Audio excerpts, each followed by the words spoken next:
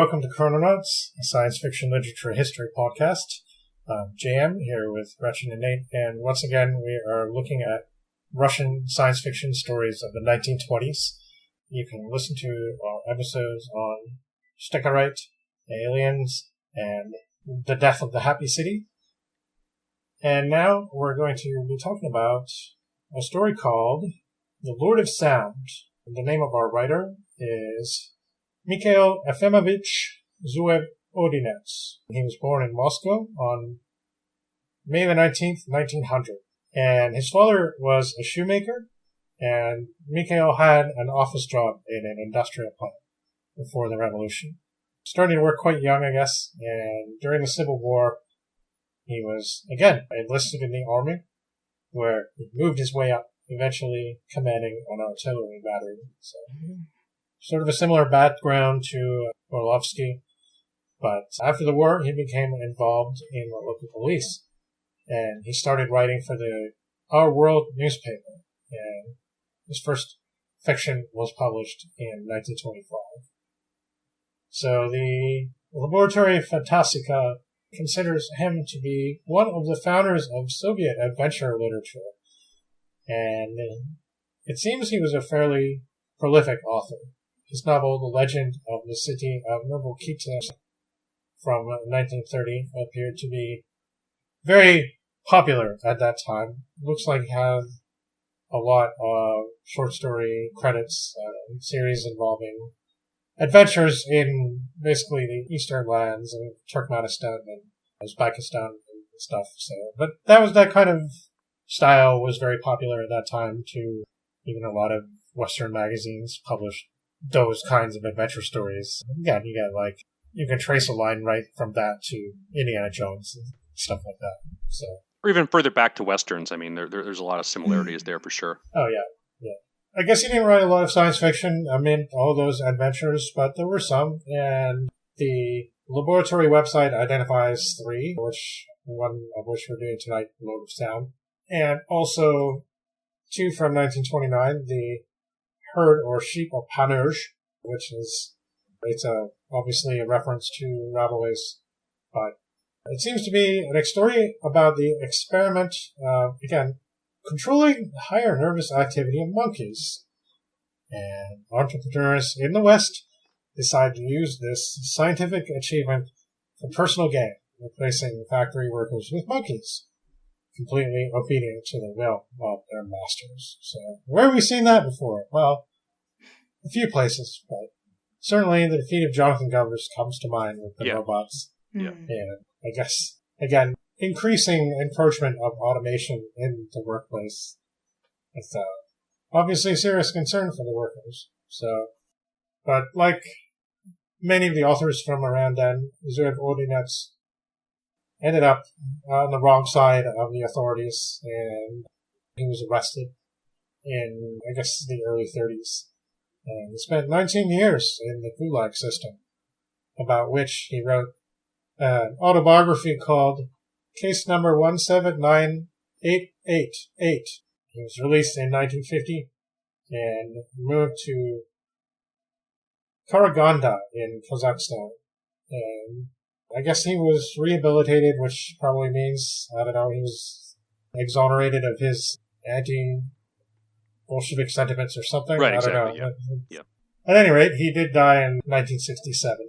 Despite his status of one of the pioneers of Soviet adventure fiction, the Fantastica Laboratory entries seems to be one of the few sources of information available on him. And there isn't really much in the way of examination or criticism, even in Russian, of his work. Nothing in English, of course. Nothing in Russian talking about the story we're going to talk about tonight. But it's an interesting tale, nonetheless. As previously stated, the name of this tale is The Lord of Sound, and it was published in the November 1926 issue of the Universal Tracker, as we've decided to call it. We're just doing this to avoid having to butcher the Russian names, really. That's the whole reason we're going through all this. But Yeah, my Russian pronunciation is still bad, so yeah, I'm not going to try to say Vesemirny Slidopuit or Mir Prikolcheny and try to make like I know what I'm talking about, because I'm sure I just butchered those two magazine titles. But yeah. Yeah. You can't butcher it any worse than I did, so... No, you did good. You did really good. Well, I don't know, yeah. This was a pretty cool story. I liked it. Definitely did get those Jonathan Gover's vibes a little bit from it, but I like this story a little better personally. But the ending is definitely sort of, I don't know, a little bit questionable, but at the same time, it's kind of interesting, and I'll tell you all how my thought processes went as the story went on, and as we talk about this story.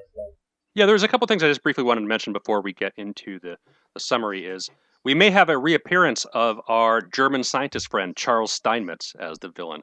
That was the first thing that came to my mind. He also made an appearance in Creatures of the Light, so I don't know, he seems to get around, though he's portrayed in a much, much more negative light in this story than in Creatures of the Light. Yeah. Okay, yeah. And I don't know, yeah, it's definitely interesting. I'm glad you mentioned the Jonathan Govers, because we also get the funny duo of, like, I think it's Jim and Jeff in this story, having their adventures. Yeah, Jim and Jeff. Yeah, wow, those American names. Yeah. I will say that this, out of all the Soviet stuff we've read so far that's set in the West, which is actually quite a lot, it includes, like, the Abdel's head, as previously mentioned. Right.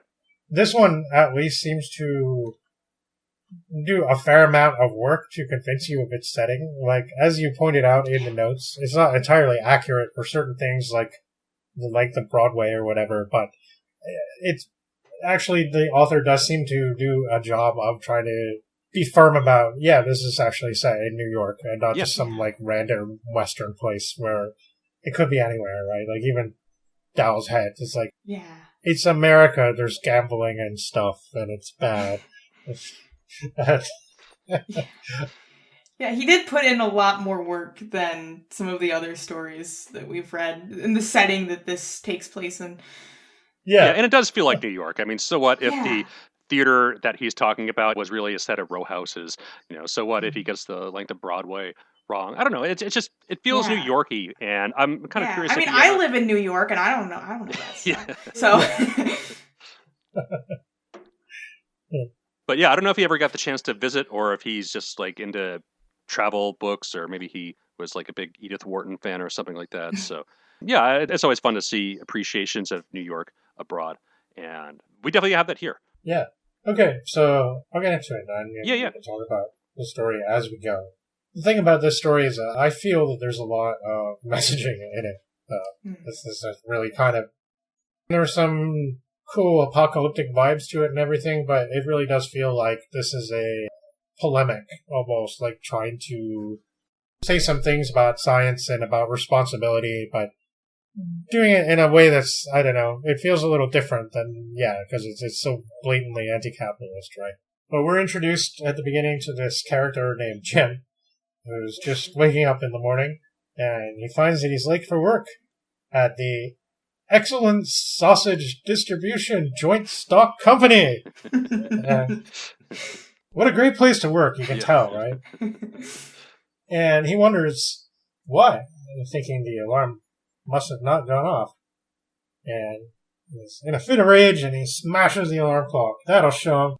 But wait, there's no sound when he does it.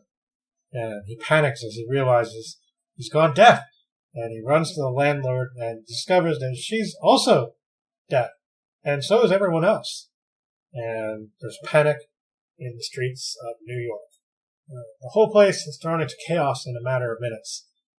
Everything shuts down. Nobody thinks to put a message on the billboards or whatever that are probably already filling up the downtown saying, hey, all the engineers assemble here, or something like that. It was just total chaos. And, during this part, I was just kind of thinking, why are they acting like that? I couldn't help myself a little bit. But I think that's kind of part of the point of the story, is that so many of these people are just out for themselves, that they don't think to assemble in a community-oriented way. So the deafness extends just beyond the city, and there's no sign of abatement. But nobody really seems to know anything, and Jim meets one of his coworkers, that would be Jeff, on the street, and they finally started to write notes to one another because that's how they realized they could communicate. And this guy tries to push his way through a crowd, and he's clocked by a big black guy, and makes a point of this a couple of times in the story, which I thought was kind of interesting. It's not done in a noble savage kind of way. It's just like this guy's obviously had enough, so just punches him in the face and clocks him, and he falls over. And moral of this part of the story is clearly that every man for himself, capitalist world, nobody can do anything when the chips are down. They can only think of themselves, and there's mass panic and hysteria, despite the voice saying, "Do not panic. Think only of yourself." Yeah, we'll do a Hawkwind podcast one of these days. Jim finally figures out, after all that trying to get somewhere vague that he doesn't know where, and he decides the best thing would be to just go home. So he does that, and he starts writing a notebook for posterity, I guess, figuring nobody else has even thought of anything similar for all this. Jim's just a bright office clerk. Meanwhile, there's lots of descriptions of the surrounding chaos, as well as the rich people trying to get away. Billionaires, arch-millionaires, and just plain millionaires. And besides them, the prisoners at Sing Sing also break out. So the streets are now full of murderers and cowardly rich people trying to escape from the city of New York. But luckily, the urban poor and the workers stopped those damn billionaires from escaping, almost. They still managed to do it by jumping on planes and flying out of the city. Those bastards. So, after 4 days, the government finally steps in, and they send in more police and soldiers who machine gun looters because, capitalism. Yeah, that's what they do. Yeah. Yep. That's what they have done. I mean, exactly. He's not lying here. Yeah. He's not wrong. In fact, the Bolsheviks are blamed in some quarters for the deafness. It must be some kind of weapon, they figure. Another sinister commie plot. Yeah. Yes. The Reds. Under every bed. Yeah. And so some of the local factory workers or union representatives, I guess, organize a thing to send a petition to surrender to Moscow. Meanwhile, the Senator Outser of the subcommittee examining the New York deafness problem is feeling discouraged.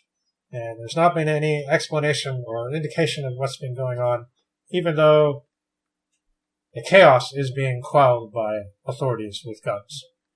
So there's a hint that only humans are affected, and I had wondered about all the animals and whether they were also affected.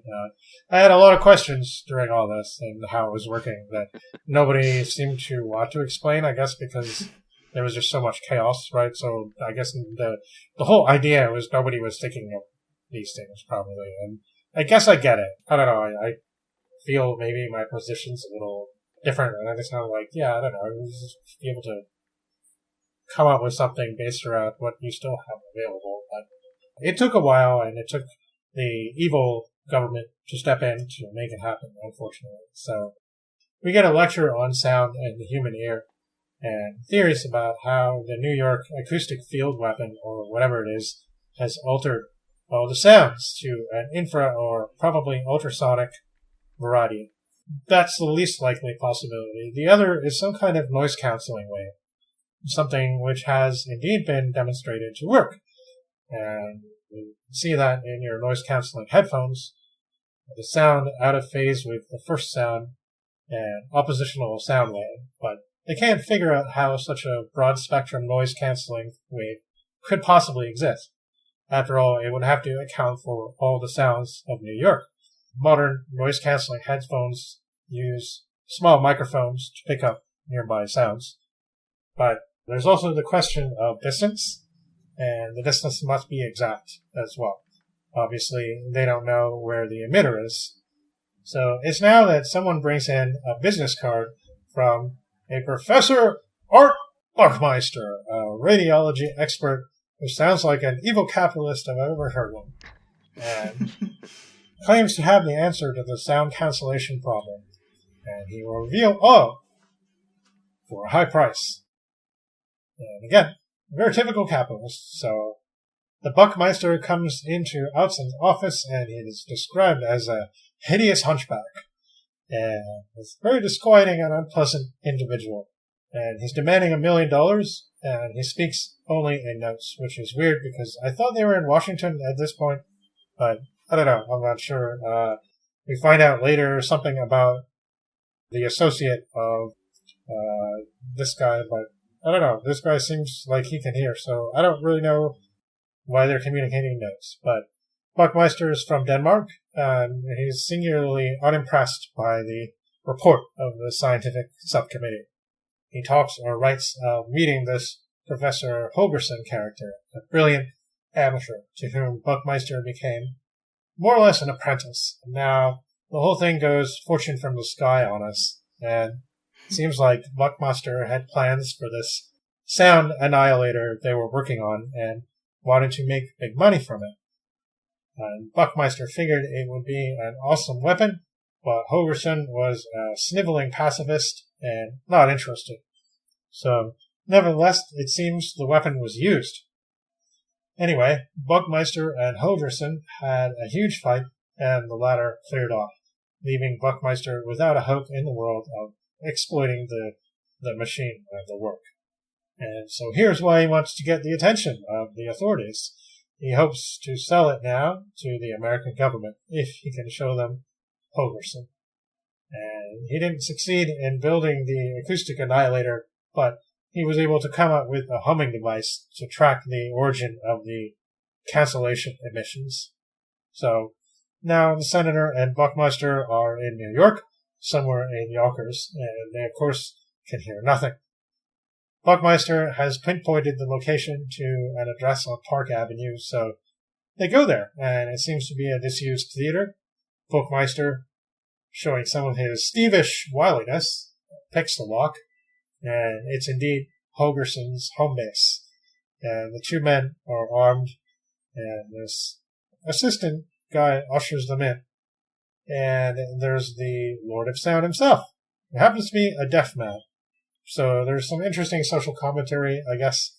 But the question of whether he's new to New York gets asked, and the Dane nods. And he indicates a large machine in the center of the room. And it's the canceling apparatus. It's a complex array of mirrors and coils and cones and stuff, which I think is displayed in one of the illustrations.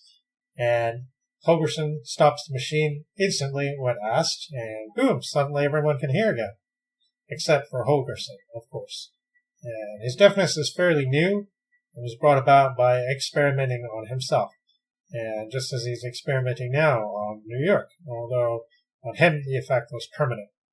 And Holgersen is horrified at the toll his really unethical tinkering has caused. And he feels great remorse for all the deaths indirectly caused by him.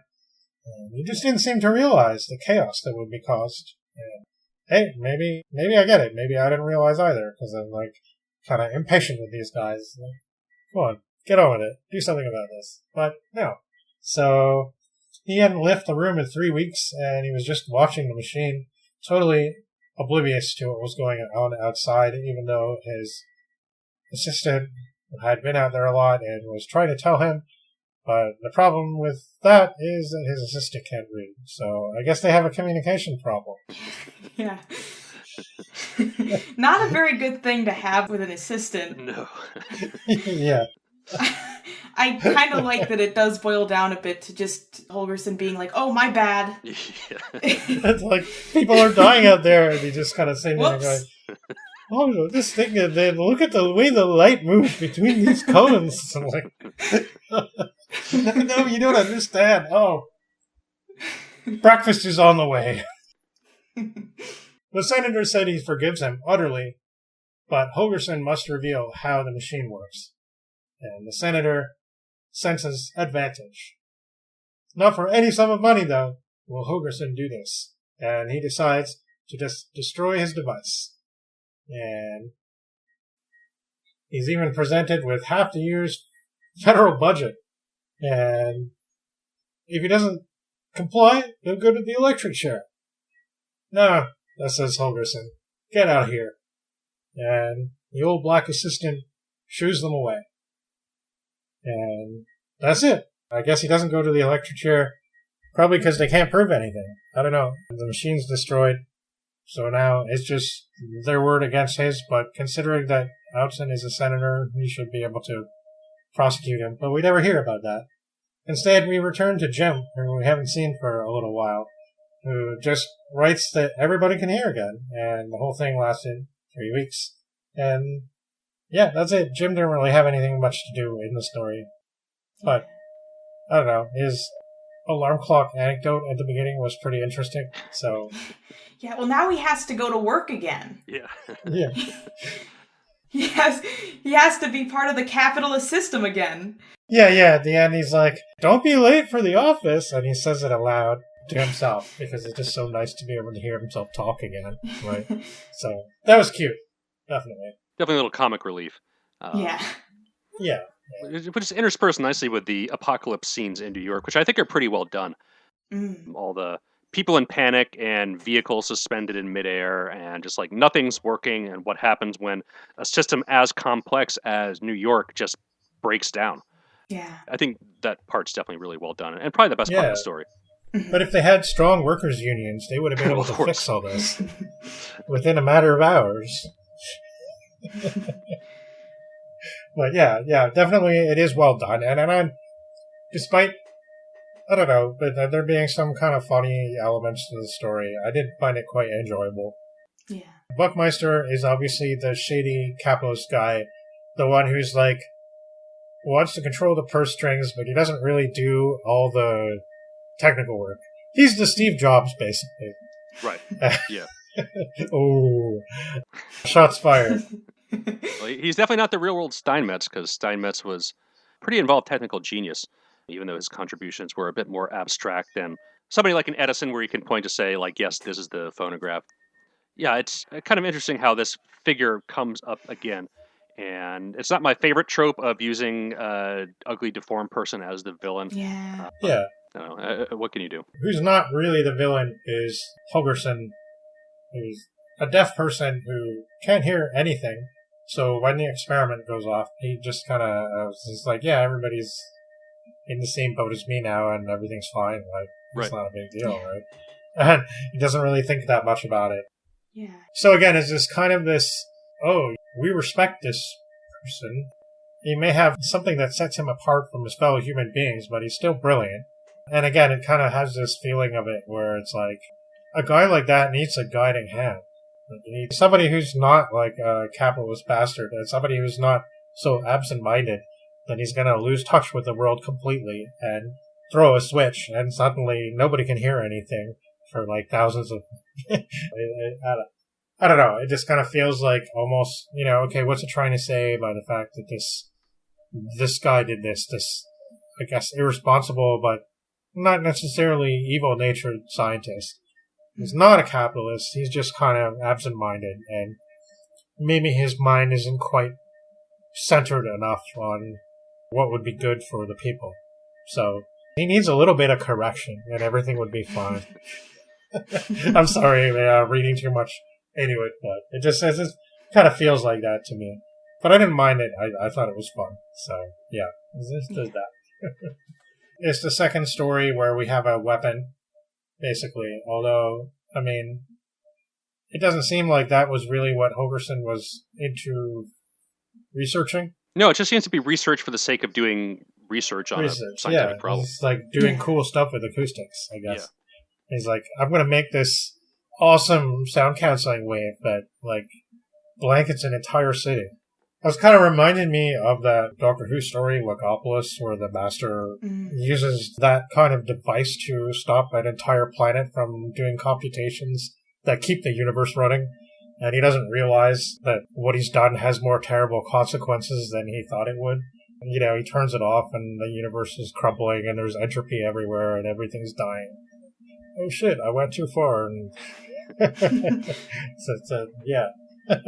Another one we covered on the podcast, Lugonis's Omega Force, where he develops this like weird sound device that has different effect, but similarly destructive. Yeah, that would be an interesting theme, definitely. Yeah. This definitely had that air to it of a couple of the other ones we've done. And we did the covers, like I mentioned before.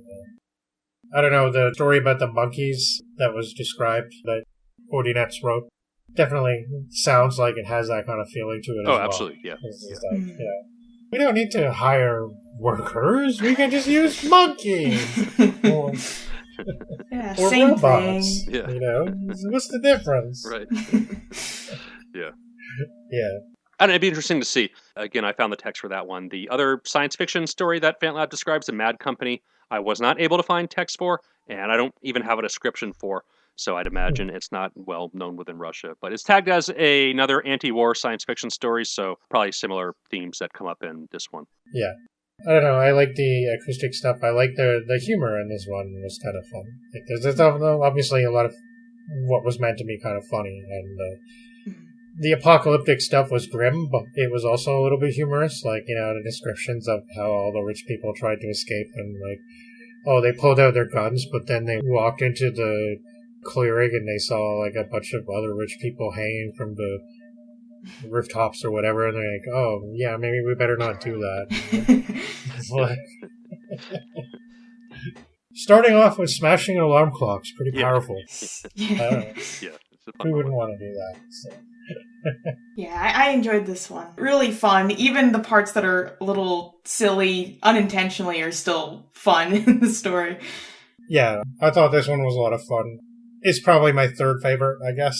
I do think Steckerite was just a more effective horror story, and this one was an interesting, I don't know, I think maybe the editing was just a little weak, like this sort of peters out. It's a bit anticlimactic. Yeah, it is. Yeah. But again, it contrasts with an American version of what this story would be of the noble, if not a little bit absent-minded professor not wanting to sell his invention to the government or not wanting to be the patriotic American who uses the machine to destroy the evil people. But the American version of this would be he would be persuaded somehow to do that. Right. Yeah. It's like that movie Invasion USA from the early 50s where it's like a bunch of people sitting in a bar and they're like, I don't really think I should give my expertise to the military. I mean, that would be really silly, wouldn't it? And then this guy like hypnotizes them and they have a dream of being taken over by the Russians, and it goes very badly, and then they all wake up and they're like looking at each other and going, oh, maybe we were wrong. We should devote our factories to the military from now on. That would be good. I would recommend this one, but there's not, I mean, again, it's a short story and I had fun with it. I think it was fun to relate and talk about. But read it. It's maybe not as powerful an anti-war statement as Steckerite, but it's an amusing story with some cool apocalyptic imagery. So, yeah. Definitely enjoy Steckerite more, but still a good story. Definitely. But I don't even talk about the most interesting story of all of them.